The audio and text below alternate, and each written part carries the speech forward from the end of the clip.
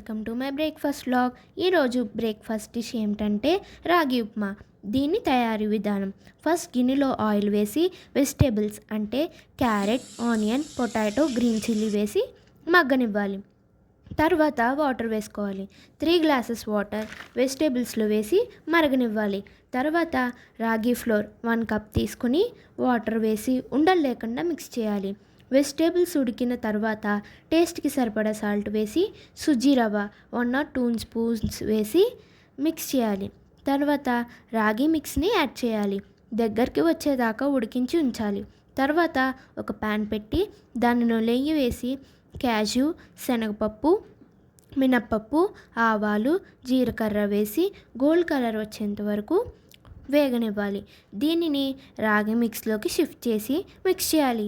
అంతే, వేడి వేడి రాగి ఉప్మా రెడీ. మీరు కూడా ట్రై చేసి ఎలా ఉందో కామెంట్ చేయండి. కావాలనుకున్న వాళ్ళు స్వీట్ కార్న్ కూడా వేసుకోవచ్చు. స్వీట్ కార్న్ కావాలనుకున్న వాళ్ళు వెజిటేబుల్స్తో పాటు వేసుకుని మరగనివ్వాలి. More interesting videos, like, share and subscribe for our channel. Have a nice day. Take care. Bye bye. See you in the next vlog.